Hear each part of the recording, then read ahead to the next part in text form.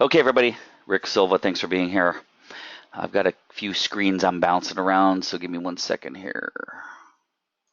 Okay, again, I said it before we started the recording. Thank you very much for getting on. My name is Rick Silva, and we're going to go through some of the things I've learned from my mentors that helped me make a lot of money, um, become pretty much financially free. I mean, I still need to work a little bit, but not too much. It's as you can hear the smile on my face when I said that. There's a feeling you have that I can't explain when referrals are coming in from people that are pleased with your services. You've got a bank account where you can decide and choose who you're going to work with and when you're going to work with them. And you get to make decisions that are a little bit more clear and a little bit more keeping you on maybe a path that you'd like to be on in life. When you have money coming in, you have investments that are doing well, it kind of gives you a comfort.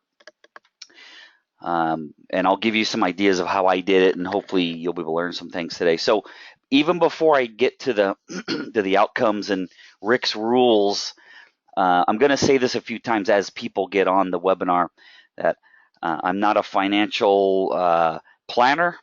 I'm not a legal consultant. I'm not giving you financial advice. I'm not going to tell you what to do. I'm only going to show you what I've done, and this is a small fraction of what I've done, but I'll give you some ideas and some maybe some thoughts that are a little bit different than you've heard before. So going into this, you always want to ask yourself, who has given me my financial advice? Because the people that have given you this advice have basically placed you where you are now. So you got to be very, very careful who you listen to about how you're going to make money, about how you're going to invest, and the thoughts in your head. I do have a list of books that I could recommend to you. I'm not doing it on this webinar, but there's a number of books that will help, also some courses that will help you. So not bragging, just stating a fact. For the last 3 years, my wife and I have earned over $600,000 per year, and I don't work more than 15 hours per week. So if that sounds like a lot to you, then stay on the webinar. If you make a lot more than that and you have a net worth over $5 or $6 million, maybe I can't help you. But if you're not there yet, maybe I can help you. So we have two outcomes for our time together today. If I can get my screen to flip, there we go. Number one is to share with you 7 principles that have changed my life. I'll go into each one of them a little bit of detail. Again, for those of you that got on late, I do record this, and you're going to get a link to it when I put it on YouTube. Okay.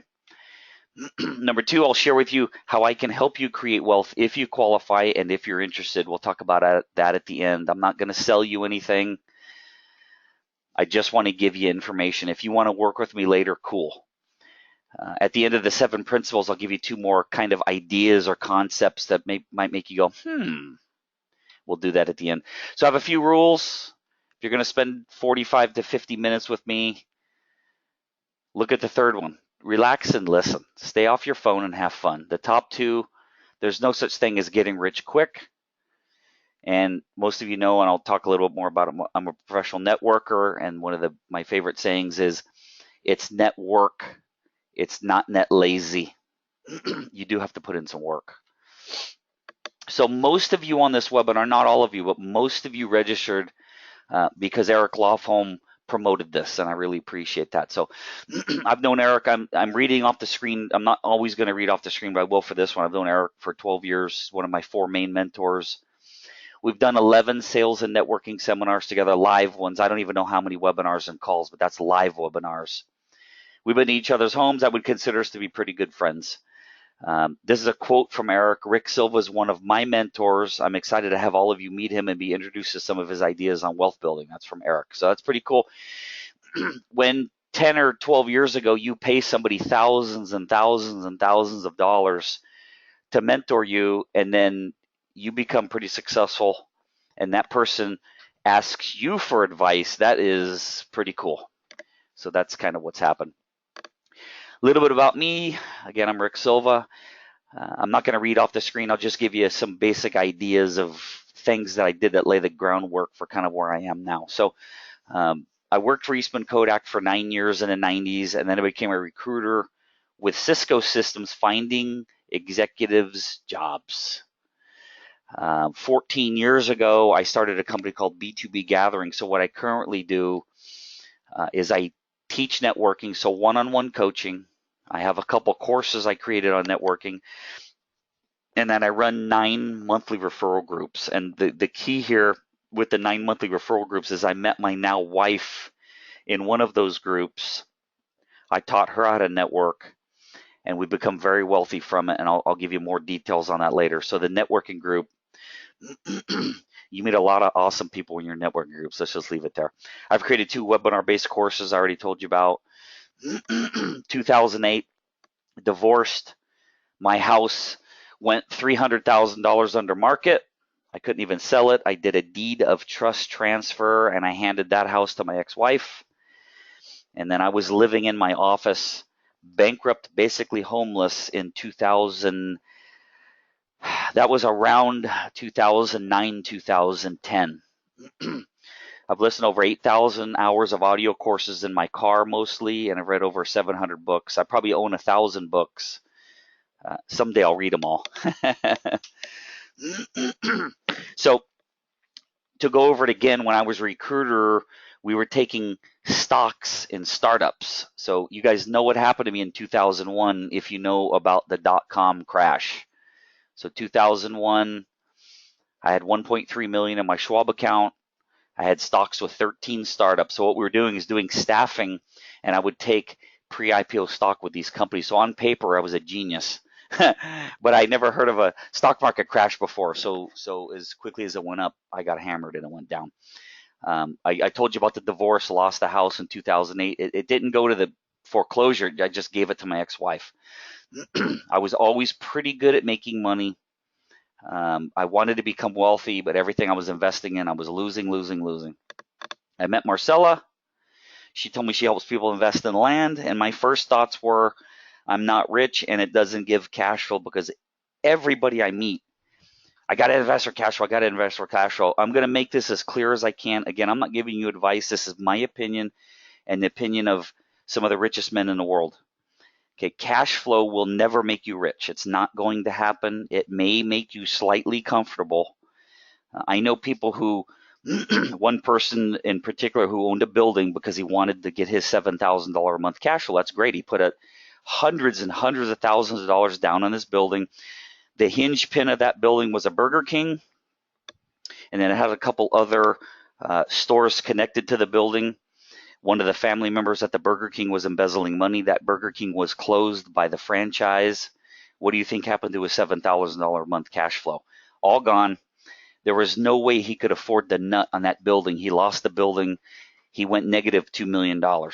I've seen it happen with residential properties where people are taking the cash flow and they're living on it because they needed a few extra $100 a month. So they're living on it, buying boats and cars or paying off bills. They don't have a big enough nest egg, and then the roof goes or the air conditioner goes. There's 10 or 15 grand these people didn't have, and they're toast. So cash flow is great if you're really good at putting all that money away, having at least a year cash put away to cover those bills. Most people I meet just spend the cash flow. Again, very, very difficult to become wealthy off of cash flow. All I knew about was houses and stocks. I didn't know there was a third, and that's land. I'll tell you about that later. And again, I help people create wealth, and I'll tell you how I help people at the end. So let's talk about the principles now. So the first one's the ego hat and mentors. The next one's investor versus speculator. Number 3 is don't over leverage, which if you think about the crash of 08, I knew people that own a home. It would go up 200. I live in California, so this isn't crazy what I'm about to tell you, but they'd own a home that would go up $200,000 in 6 months. They'd refinance the home, take the $200,000 out, buy 4 more homes. Those would go up each a couple $100,000. Take those out in a year and a half. They had 10 homes. But you know what happened in 2008? All those homes gone, all the wealth gone, everything gone, debt, bankruptcy, all bye-bye. That's because they over leveraged. If you own rental properties and you cannot afford those mortgages without a renter, you're making a huge mistake. Number 4, work less and make more. It's called power partnering. For those of you that are self-employed, this might help you a little bit. We're talking about 401ks. We're talking about the missing link in investing. And then who do you listen to? Who has advised you over your life to get you to where you are now? Okay, so the first one's the ego hat. I'll just tell you my story, and I've had to tell a few people that I sit with this story because they just aren't listening when we're talking to them because there's an ego in the way. So I don't know where any of you are personally in your life. I know where one of you are. I know one of you, one of my best friends, known you for 16 years. I know where you are. I don't know where everyone else is. So this is what was told to me, because when it comes to networking and running networking groups, I think I'm the world's leading authority on the topic of business networking. So I meet my wife, I fly down to Southern California, I'm sitting with the owners of the company that my wife's with, and I say, I'm going to cut back my groups, cut back my speaking, cut back my seminars to do this with my wife. And one of the owners of the company looked at me and he goes, I know you're a big deal in your world. I've signed autographs, I've shared the stage with Les Brown, all that stuff. He looked at me and he goes, that's great. He goes, in here, you're nobody. You don't know anything. So he points at the front door and he goes, if you can take your 10-gallon ego hat off and hang it at the door, I can make you rich. If you're going to keep that ego, because the ego keeps you from listening and learning. Because if you can take the ego off and make you rich, if you can't take the ego hat off when you're here so I can train you, you're going to be broke. So that was the number one thing. When I'm around my mentors, I know nothing. All I do is listen. I try not to speak. I listen. That might be something, maybe you have a little bit of an ego hat on right now. Maybe you have to take that ego hat off for the next 40 minutes to let the message get through. I don't know. That's something I learned. And when I find somebody that I highly respect, I listen. So finding mentors, this is number 2. This is still part of number 1. So it doesn't matter what industry you're in. I don't care what you do for a living. There's someone in probably within a mile of where you're sitting right now, if not your city, if not in the United States, that makes 10 times more than you.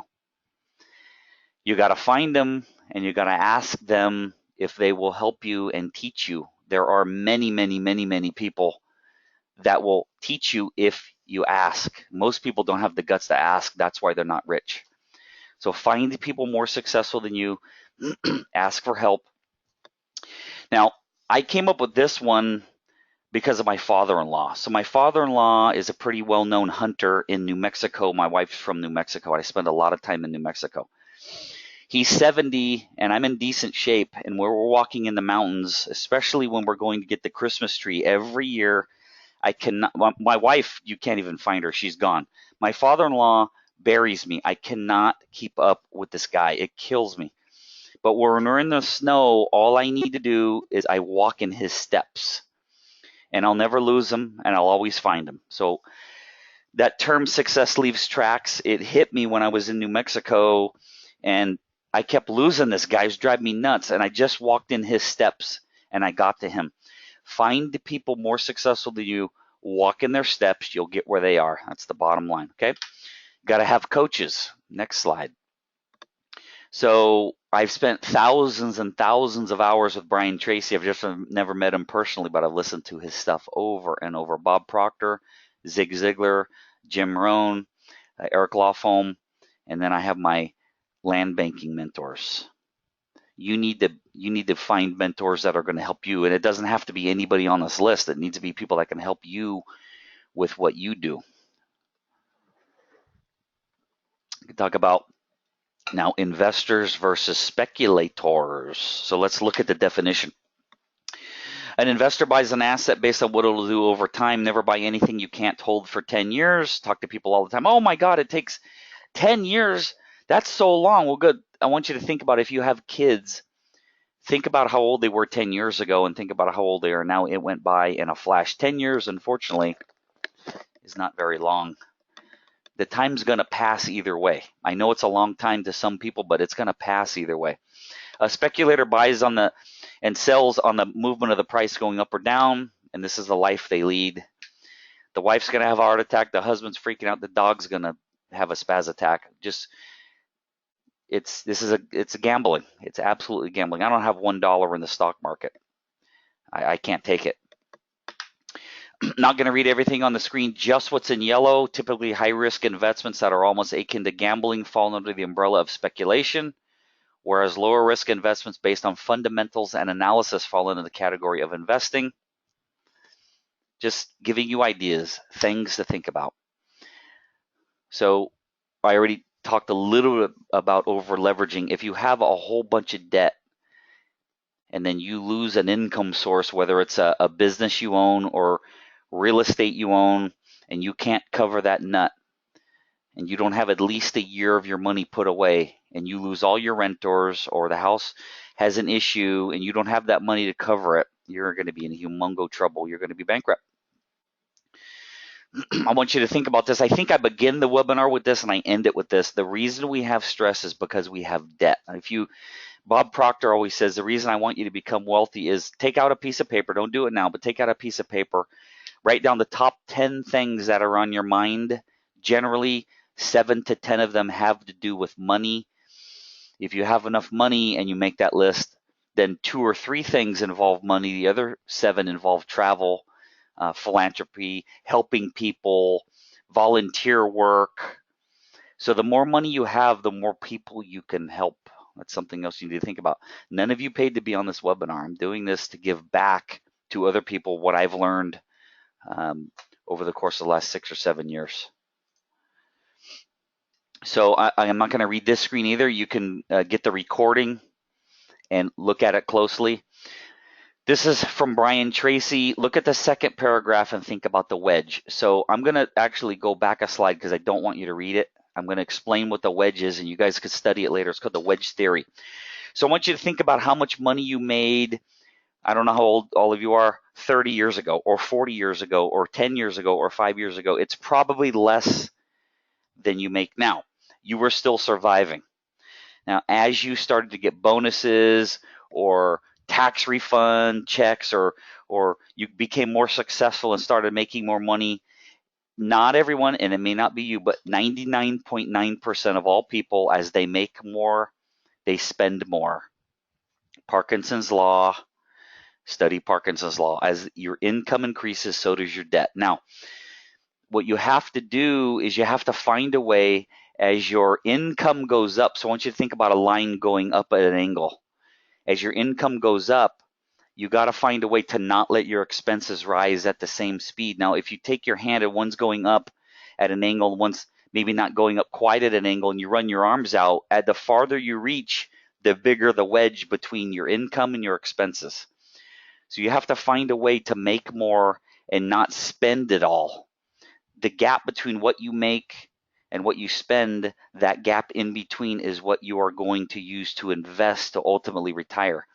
If income always goes up with expenses, you are never going to retire. It's impossible. You got to have money to invest. You got to make more so you can invest more.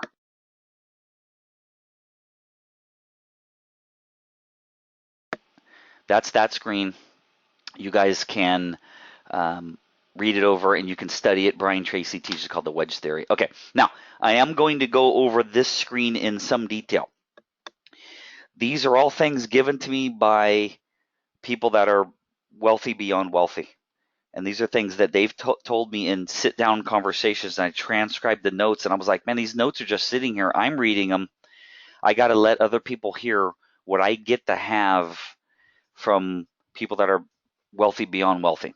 So these are the things that I was told by them, except the second one. We'll get to it in a second. You must learn to outpace inflation. That's why I personally invest in land, because it's like 10 or 15 times inflation. This is mine, your ROI on creating audio programs. So I'm going to go over briefly with you the courses that I've created and then the profit margin on it. So when I first created my first program, I still to this day sell it for $197. Now, I was burning the CDs, printing on the CDs, buying the CD cases, having the cover printed. I was doing all the fulfillment. My hard cost on each program was around $19 or so. So that's a 10-time return on my hard investment. I was putting in $19, selling it for $195. Then I started putting on memory sticks, and the memory stick's about $1.50. So now whatever that is, 100-time return, 115, whatever it is, 115-time return on just my hard costs. And then if you have websites where you can put your courses and have people log in to get it, or throw stuff on YouTube, then the return is infinity because there's no hard cost on the fulfillment of the product. Even if you were doing old school burning CDs, the ROI is tremendous. If you have knowledge, you got to put it on recording and you got to get it out there, as either give it out free or sell it. But the return on what's going to come back is, you can't even calculate it. You cannot calculate it. Third one down. This is a biggie. Meet people all the time. Buy gold, invest in gold, buy gold, invest in gold. So I'm going to tell you as clearly as I can from my mentor, gold is the absolute, there's nothing even close, worst investment you could buy. So let me explain a few things to you about gold before I even talk to you about the attraction of it. So an ounce of gold 2,000 years ago at the time of Christ, an ounce of gold would buy you a nice pair of shoes, a beautiful robe, and a beautiful belt. Today, in 2017, an ounce of gold will buy you a nice pair of shoes, a suit, and a nice belt. Gold has never, will never in the history of the world outpace inflation. It hasn't in 2017 years. And we go, well, it goes down. I buy it when it goes down, then it goes up. That goes up and down. Go back to the slide with the arrow going up and down. That's speculating. It's gambling. You might be able to make, but you also could lose.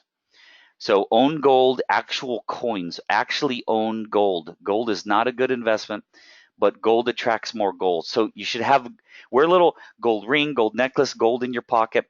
Gold is a magnetic force. It adds a vibrational force that attracts more gold. So it can help you attract more income, but in of itself is not a good investment if you think the gold is going to go up more in value, but it will help you earn more. The fourth one down, if you want to be wealthy, you got to ask yourself why. What are you going to do with the money? And it has to be beyond, I'm going to buy a boat. There has to be something in there that's going to help other people. So ask yourself why you want to be wealthy. No matter what you invest in, whether it's land, real estate, stocks, whatever it is, diversify. Now, I personally own 8 different land parcels covering 1.1 million square feet. And I'll tell you a little bit more about that because I have an offer on one right now, and I'll show you what that looks like at the end.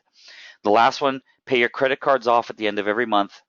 And this is what my mentor used to say to himself. This is even a concern for him anymore, but when he was up and coming, if I can't pay off my credit card at the end of the month, then I wait 7 days to decide if I really need what I'm thinking about buying. If I do really need it, I can only buy it if I can pay it off in 2 months maximum. If you can't, don't buy it because it's debt. Then other people own you. And remember, debt creates stress. Stress creates illness. Always remember that. Of my income, now those of you that have jobs, this is going to be very difficult for you, but you could get a second job or you could start a side business. Those of you that are self-employed, you should make this a goal if you can. 1/3 of your income is taxes. 1/3 of your income is what you live on, and 1/3 of your income is what you invest. For me, it's about diversification of my portfolio. Those are exact word-for-word quote from one of my 2 main mentors.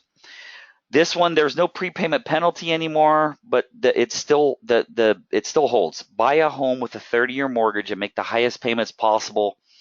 Forget the prepayment penalty part because they don't have that anymore. But no matter what happens, once your house is paid for, you'll never be homeless. So you need shelter. You need a place to live. So pay that house off. Now, if you ever need money and your house is paid off, it's going to be very simple to get a home equity line from the bank because the house is paid for. So you do have money sitting there. So same thing with cars. In fact, I'm getting to cars on the next slide. Hold that thought. Now, I'm going to read this. I'm going to say what I was going to say. Never concern myself with the tax write-off for my house payment or anything else. This is how the poor and middle class were raised. It's not how the rich think. The stress of the house payment is more detrimental to my health than the little tax write-off is to the bottom line. Now, me personally, my investments pay me so much more that I don't ever think about tax write-off. That's me personally. Now, my mentor looked at me and he said, anyone that ever tells you to do anything for a tax write-off, you need to run, because they are poor or middle class.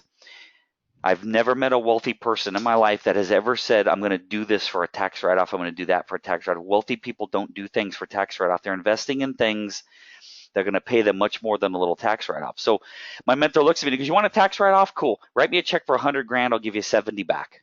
There's your tax write-off. Most of the things that are going to give you a tax write-off are depreciating assets. So again, you got to think long and hard. If you're doing something for a tax write-off, you're thinking about saving on taxes instead of creating wealth. Next page, don't ever lease a car because debt causes stress. Pay off the car as soon as possible. Buy a car, preferably with cash if you can. If not, finance it, but pay it off as soon as possible. This goes to owning your home so you're never homeless, owning your car so you're never carless. This is the other thing that was explained, because here comes the stress, especially a lease payment. I have met many people in my life, many, that park their leased car in the garage because they have mileage limits.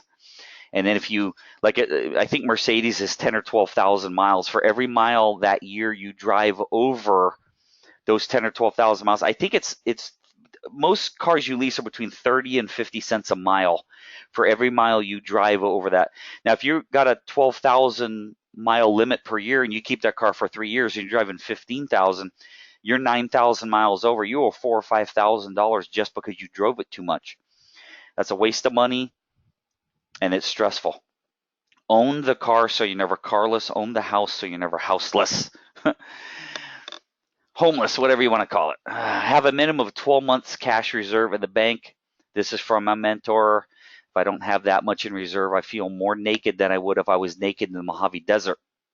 When I get a huge commission check or a tax refund, whatever, or if I sell one of my big land parcels, then I'll pay off all my debt and hopefully your house within 5 years if possible. That's if you're in sales and you're getting commission checks. Have a minimum of a $3 million umbrella policy. I can tell you mine's larger than that, and the difference between a multi-million-dollar policy and a $1 million policy is not that much. And it gives you peace of mind and reduces your stress. Feeling comfortable is the goal. Always remember, the reason we have stress is because we have debt. There's my second time. Okay. Now, if you're self-employed, you're building your business either by networking, marketing, or selling. And I could do 30 hours on this screen, and I'm not going to. I want you to understand, selling, marketing, and networking, they don't exist in the same conversation. Selling has nothing to do with marketing. Marketing has nothing to do with selling or networking, and networking has nothing to do with selling or marketing. They are completely separate. They're three completely separate skills. My mastery is in networking. There's something called power partnering that some of your mentors call things like, if I can get my slide to go, collaborative partner, power partner, POI, COI, you can call it whatever you want. The definition of it is there are people out there. So I want you to think about what you do for a living. So hold that in your mind real quick. What do you do for a living? Hold it in your mind. There are other people in other industries. So when you, again, think about what you do, there are other people in other industries that already have your client times 10 or times 100. An example would be if you're a real estate agent, mortgage lenders have your client. If you're a CPA, bankers have your client, and so do financial planners. If you're an estate planning attorney, CPAs and financial planners, whatever it is, if you sell phone systems, IT people, commercial real estate, commercial alarm systems, whatever you do, there are many, many, many other people who already have your client. I always tell people, I'll take this to my grave, I'll never stop saying this, if you're self-employed, you should never, ever, ever, ever, ever, ever be looking for clients. You should be looking for these circles of influence or these power partners who already have your client and teach them how to send you referrals. Again, 20 or 30 hour topic. And I just said that professional networkers don't ever look for clients, they look for people who already have them. A major advantage of being a good networker is that the more referrals you have coming in without effort means you can spend more time on customer service and less time on biz dev. So the average self-employed person spends 15 to 30 hours a week looking for business. 15 to 30 hours a week looking for business. So I told you in the beginning what I earn, and I very rarely, it's very rare I work more than 15 hours a week, because I've taught tons and tons of other people how to send me referrals. And I give referral fees for that, and that's a whole nother topic on how you can compensate for referrals. The other advantage to having referrals coming in, there's many advantages. If you're not looking for business, you can spend more time serving your clients, giving better customer service. That better customer service is also going to lead to more referrals. So if you're constantly looking at the clock, you're meeting with someone, okay, I gotta go, because time is money, time is money. If you say time is money, try to eliminate that from your vocabulary, because that is a poor man's wording. If you think time is money, time is not money. Money's money. Referrals is money. If you earn $200 an hour and that's how you think what you think your time is worth, it's gonna be very difficult to become wealthy with that mentality. You got to give it away, and it'll come back, and you can't even believe how it'll come back. Power Partner is the single most important concept you must master in order to build a referral-based practice. Guys, if you need help with that, I'm not selling courses here. If you need help with networking, go to thescienceofbusinessnetworking.com. There's my website, thescienceofbusinessnetworking.com, or you can email me, and I'll be more than happy to help you with your networking. You either become a good networker or you're going to become a good cold caller. You better be really good with SEO and PPC, or you better be buying a lot of advertising. I don't believe in spending money to make money. I don't rely on websites or SEO or PPC. I haven't picked up the phone in 14 years. Other people send me referrals, and I send other people referrals, and that's it. There's nothing else. And then if you know this term and you understand at this point, or if you've heard it before, what a POI or a COI is, how many can you name? How many different industries can you name? And then some people go, I can name 5, I can name 10, I can name 30. And then my next question is good. How many are you meeting per week or per month? I've had over 5,100 one-on-one coffee meetings, 5,100 coffee meetings. My network is massive. If you go to lunch alone, you're making a mistake. Go to lunch with somebody. Learn about other people. Learn how they became successful. And I'm going to tell you this, if they're not successful, listen to them even closer, and then do the opposite. I met with a guy yesterday. He was crying the blues. I'm 44. My life's over. I'm like, dude, I want to leave. If you say that one more time, I'm going to leave. I don't hang around people like that. And that's enough on that screen. So let's talk about 401ks.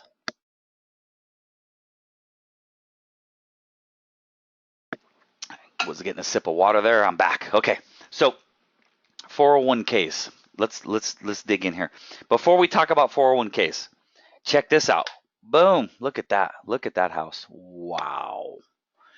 The pool house on the left is bigger than most people's homes. The servant quarters are bigger than almost everyone's home. And there's a garage there too. And then look at the house. Look at that thing. It's massive. Look at it. I think that's a tennis court. I don't even think that's built yet. That house is huge on the water, because here's the beach right here. Look at that house. That's a manor right there. Look at that. Look at the water all around it. I think this one's, oh my goodness, the island in New York, the Hamptons. I'm pretty sure this is in the Hamptons. That's a beautiful home. Look at that one. That's a beast. That one's a real estate listing, but I'm going to tell you who owned it. And then there's another giant mansion. So I want you to imagine those homes, and then I want you to understand who owned them. The hedge fund dudes. The only people buying those homes from 401ks, it's not you. It's none of you. You never will. You're never going to own a mansion for having a 401k.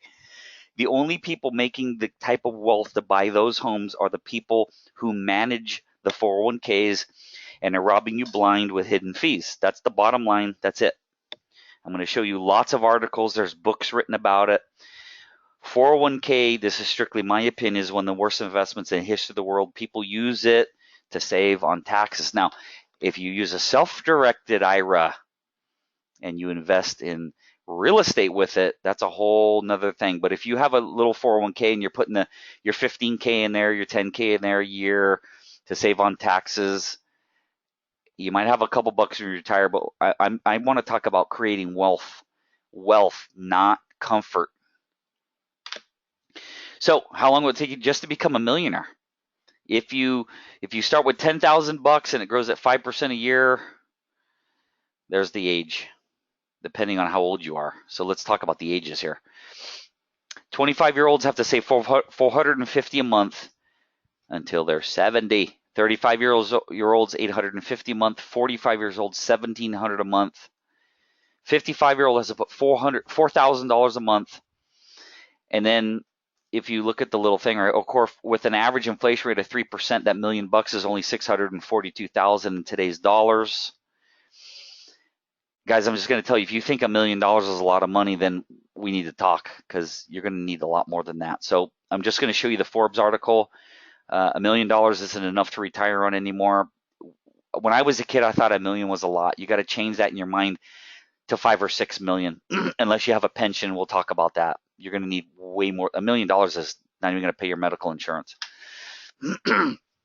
There was something called the 4% rule, where when you retire, you cannot take more than 4% of your savings each year, or you're going to run out of money. They're saying as of 2010, it's now 1.8%. So if you had $500,000 in the bank when you retire, if you take out more than 1.8%, you're going to do something called superannuate. That it means you are going to run out of money. Superannuation. Look it up. Just don't look it up now. Now, if you're not supposed to take out more than 1.8%, you have $500,000. That's $9,000 a year. That doesn't cover your medical insurance. What are you going to live on? You're going to go get a job as a greeter at Walmart, or you're going to be working at McDonald's when you're 80. There is no possible way you're going to retire with $500,000 or even $1 million. It's just not enough unless you're going to live in a tent. But I don't want you to live in a tent. I want you to travel on the best cruise ships. I want you to have a nice car. I want you to have a couple different houses. People go, well, I got to downsize and cut my life back when I retire. Why?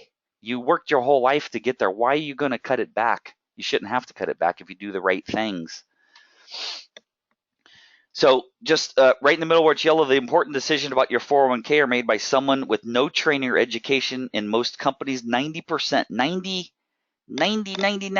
of the country's employees' 401k plans are watched over by people who need no special qualifications and no investing experience. That's smart money. I didn't make that up. Look at the bottom, the impact of 401k fees. There are so many fees you will never find, no matter how hard you try. Many fees are not required to be disclosed in the prospectus, can eat up half the income over the 30-year span of when you have it, and that's according to 60 Minutes. This is from Tony Robbins. He wrote a book called Money Master the Game. You really want to know how much you're being robbed, get that book. But a recent AARP study found that more than 80% of 401k plan participants were unaware of how much they were paying in fees associated with their company's retirement and savings plan. And what you don't know, you cannot change. More and more employers are investing in their futures through 401k plans. Employees who participate in these plans assume responsibility for their own retirement income. And I'm going to go and say this, unless you're doing it 24 hours a day, 7 days a week, a lot of people go, well, I take care of my own investment. Great. How's that working for you? The hidden fees, I'm right here. The hidden fees in retirement plans are confusing and a major problem for retirement savers. I already told you that's from Tony Robbins' book. Look at the top. Hidden fees and various backdoor payments are costing Americans about $17 billion a year and can reduce an investor's overall retirement by as much as 40 to 60%. My wife had a coffee meeting with a financial planner, and he told her one of the great things about the 401k plan is when people are contributing each year to it, even when their 401ks go down based on the investments they're investing in, they don't really notice it because it's not significantly dropping because they're putting $10,000 or $15,000 a year in it, just kind of hanging out. And then they're thinking about their tax breaks and tax savings or whatever else they're getting by putting the money in there. It's 401ks are promoted by people in the financial industry, and if you want to have a reinforcement of that, read the books, read the articles, and go look at those mansions again, because those people are making way more money on it than you are. So let's talk about the missing link in investment. We were all raised stocks, houses, and maybe if you were lucky to own businesses. It's houses, it's stocks, it's maybe owning a business. It's your Social Security, which is not even going to remotely cover under any circumstance your medical insurance, and a pension if you have it, and very few people have pensions anymore. For me, something I didn't know about until I met my wife, and it's created tremendous wealth for me, is investing in land. And there are a few of you on this webinar that own multiple properties with us, and all I can say is congratulations, because you think differently. I'm going to give you some visuals on what we do as far as land goes. But land is not for people who cannot think farther than next month. They got to have a long-term perspective. Those who think cash flow can make them wealthy, this is not for you. And if you think cash flow can make you wealthy, keep doing it. And speculators who try to time the market. It's for those who don't like the volatility of, honestly, any market, stock market, real estate market. People who have cash just sitting in the bank, losing to inflation. Those who don't want to be a landlord. Business owners whose business is their only investment. I mean, a lot of people think, oh yeah, I'll just sell my business for $3 million. Go talk to a business broker and find out what your business is worth. A lot of those people that think they have a $3 million business really and truly have about a $500,000 business, and then they're going to keep working and working and working. People who have cash of $25,000 to $2 million, or they have old 401ks and IRAs. You can simply take an old 401k or an IRA. You can roll it into what's called a self-directed IRA, and you can own real estate with it. Now, I am not giving you advice, but of the over 300 transactions that my wife and I have done in land, about 75 or 80% of those are with self-directed IRAs. When you own land, you simply pay property taxes. I'm going to give you a warning here. If you buy real estate, houses, buildings with a self-directed IRA, I'm just letting you know, you got to pay everything out of that IRA. If a light bulb goes out in one of your rentals, a toilet goes, you got to remodel it, you got to paint it, you got to put a roof on it, air conditioner, and you write that check out of your personal funds, and the 401k didn't pay it, your 401k can be audited and it can be pierced, and you could get in a humongo trouble and pay taxes you can't even believe. So if you're going to buy regular real estate with a self-directed IRA, I want you to understand going in, you got to pay everything through that IRA, you're going to get in trouble. The reason it's easy with land is because it's only property taxes. It makes it really easy. So what is land banking? The practice of buying affordable, pre-developed land in the path of growth. This is what I've used to create my wealth. Here's a visual. These two slides made me wealthy. A lot of you have seen this slide. Marcel is doing a webinar with the owner of the company almost 6 years ago, 5 years ago. I saw this, and this completely changed my life. Now, before I go over this, I want you to think about where you currently live and even think about where you grew up. Most of the people on this webinar are between 25 and 70 years old. I want you to think about the area where you grew up, or if you've been in the area where you are at least 20 years, I want you to think about what it looked like when you were a kid 15 years ago. Now, I live in the Bay Area in the Tri-Valley. Dublin, California has done what I'm about to show you in like 2 years. It doesn't take 20 or 30 years if you know where to go. So if you look at this slide, backdated Google image 2002, these yellow lines on the screen, Google is showing you where the roads ended up. The roads are not there now. The on and off ramp is not built in this picture. So in this picture, if you can find an area like this, and this is a whole separate conversation. This is what my wife and I help people do, is investing in areas like this. In this picture, 50 to 150,000 per acre. 50 to 150,000 per acre. I'm going to jump ahead 10 years. I want you to think about the areas you grew up in, because everywhere has done this. It's only shocking when you see it this quick, but this happens everywhere. Boom. This is in Southern California. I'm going to go back again, 2002 to 2012. We go from 50 to 150,000 acre to 2 million to 7 million per acre in 10 years. And if you're really thinking about it, 2002 to 2012 is a 10-year pass-through of by far the biggest real estate crash I've ever seen and I've ever lived through. And this land in this picture went from 50 to 150,000 an acre to 2 to 7 million per acre. A lot of people see developments like, oh my God, the developers made so much. I'm going to assure you, no matter where you live, no matter what buildings you see have gone up, the landowners have made way more percentage-wise, and I mean way, way more than the developers did. There's a lot of wealth in land. I want you to think about land as being the oldest investment on earth. Think about that. So being open to opportunities, and who do you listen to? You have got to watch who you're taking advice from. When it comes to my finances, I only talk to people that make a minimum of 10 times more than me, and one of my mentors makes like 300 times more than me. Watch who you're taking advice from. And again, if people are talking about tax savings, I'm not saying don't listen to them, but you got to ask yourself, why are you saving on taxes? And what's the net worth of the person that's giving you financial advice? Be very careful who you listen to. Cool saying. In America, everybody has a chance to become a millionaire. The problem is most people do not recognize the opportunity. My mentor came here from another country, and his father was told that by somebody who was living here who was very wealthy. So again, how much do your advisors earn? What's their net worth? What are they truly an expert in? So you'll see people, you see it on Facebook. It's people you talk to. One day they're a coach. One day they're a plumber.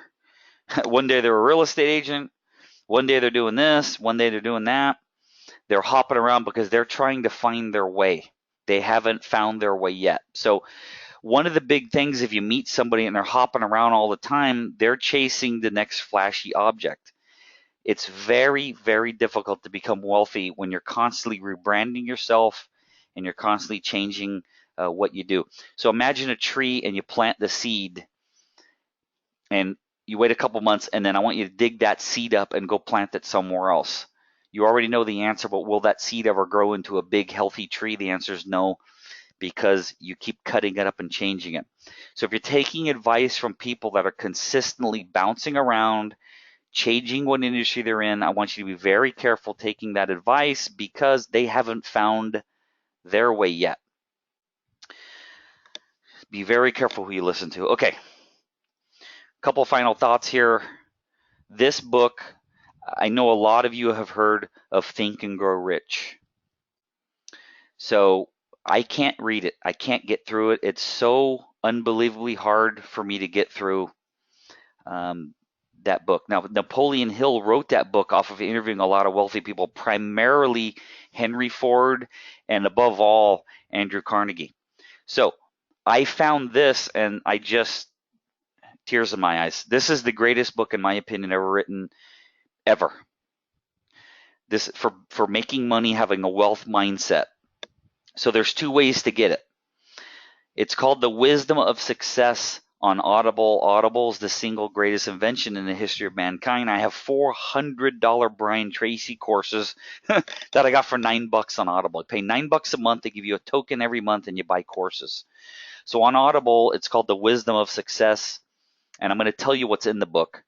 In hard copy, you can find it. It's called The Wisdom of Andrew Carnegie. That's if you like to have the book. I have both. Now, what's in it is a word-for-word interview between Napoleon Hill and Andrew Carnegie, where Napoleon Hill interviews Andrew Carnegie, and that's the basis of Think and Grow Rich.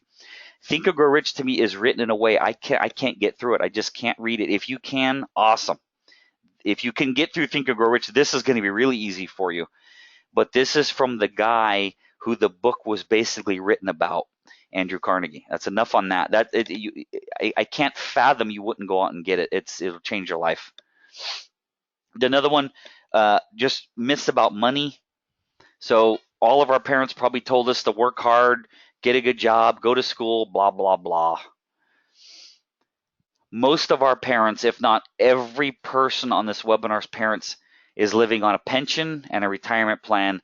Here's the problem. That's who gave us our financial advice, which is no advice, because they were going to work till they were 65 or whatever age, and they were going to live on their pension. My father's pension is very healthy. He lives on that, and he also paid $16,000 for his house. Times were different 40 years ago. We took advice from people who were poor and middle class. Now, if you were lucky enough to come from wealth and have wealthy parents, they probably were self-employed doctors, attorneys. They bought a lot of real estate. They own land. They own apartment buildings, or they own businesses. But you're not going to find too many people who had JOBs. In fact, I don't know anybody who had a JOB that got wealthy without doing something other than relying on a pension. Watch who you take your advice from. All right. Now, a number of you on this webinar are investors with my wife and I. I'm going to show you what's going on with one of the parcels that we purchased so you can get an idea of what land banking is. If you have 25 grand up to 2 million, and this seems like something that might be attractive to you, send me an email. I'll give you my info at the end. You can hop on one of my wife's webinars and you can see if this might be something that you might want to diversify some of your money into. Okay, this is a real life example. This is me. This is mine. Okay, only thing you need to know here is $92,000, 1.84 acres, zoned light industrial. That's all you need to know about the property. Okay, I bought the property in December of 2014. In June of 15, I got my first offer on this parcel. It was for $126,000. Not bad. 36.9% return or 73% annualized. When people talk about investing or buying things for a tax write-off, when your tax write-off equals this, then be concerned with it. But if it doesn't, the tax write-offs drive me bonkers when you see things like this. All right, so here's a Google image. This is a 1 million square foot Whirlpool distribution center. You see a Haynes distribution center over here. See some houses, commercial. This square right here is mine. I own it. That's mine. 1.84 acres. That parcel right there is that parcel right there. The developer starts sending me floodplain maps. They start telling me all kinds of stuff about my parcel. It's right there. We're going to zoom in. It's right there. We're going to zoom in. It's right there. So I own this parcel. They want to build a 1 million square foot building, 1 million square foot building on my land. There's something else that creates wealth. They want to run these lines right here through my land. What is that? The water and the wastewater. So I own this parcel. They want to build a building. I control it. And they also need my parcel to get the water to the building. So I said no to the first offer. A year and a half goes by. This offer comes in for $365,000. It's not even close, but it's a beautiful offer. It's 296% total return, 131% annualized. This is why I don't do 401ks and I don't own anything in the stock market. That was March of this year, so it's only 3 or 4 months ago, guys. I said no. They sent me some more pictures. Hey, this is the kind of building we want to build. This is the other developments we've done. This is what the building's going to look like on your land. There's the next offer. That's a month later. So it's gone up $300,000 in 2 months. And I said, if you take the 5 off and make it a 6, I'll agree to the numbers, but I'm not going to agree yet to the terms. So there's the $500,000 offer in April. 444% return, 190% annualized. This is why I don't deal with stocks and I don't have 401ks and I don't worry about tax savings. I said take the 5 off and make it a 6, and I'll agree to the members. There's the offer. A couple weeks later, 600,000. So there's where we are. I'm working on the terms right now, and we should be in contract in the next 2 weeks on this parcel. This is one of them. I have 8. I own 1.1 million square feet of land. When this one sells, I'll buy a bunch more parcels, have land all over LA County. So if you want to learn more about how we help people invest in land, I'll show you my email address in one more slide. Just send me an email. I'll send you the links to our webinars. Hop on a webinar, listen to my wife for about an hour and 10 minutes. If you're interested, let us know. We're not going to pressure you, not going to stress you out. If you want to learn more, you got 25,000 to 2 million bucks. But this is what people say that might be interested in investing in land. I want to diversify my portfolio. What I'm doing is I'm teaching you how to send me referrals, and I pay referral fees for this. So my 401k or IRA only goes up when I put money into it. I need to recoup money I lost during the downturn. Oh, my investments are stressing me out. I'm sick of tenants, toilets, termites, and trouble. The stock market is too volatile. This next to last one, I've made a literal fortune on meeting people who own homes, investment properties, and buildings that they just want to get out of. They can do a 1031 exchange. It's a completely tax-free event. If you owned a rental property and sold it and you profited 300 grand, if you reinvest the whole 300 grand, you pay no taxes. It's called the 1031 exchange. You're delaying taxes and you're creating wealth off of money you should have paid toward taxes, but you don't have to if you do a 1031 exchange. Or if people say, I don't think I'll ever be able to retire. Those are the types of people I'm looking for. I hope you found the webinar helpful. If you have the proper mentality and you got an old 401k or cash just sitting there, feel free to email me. My email's rick@dirtisgold.com. Thank you very much for getting on the webinar. I'm going to stop the recording now, and thank you.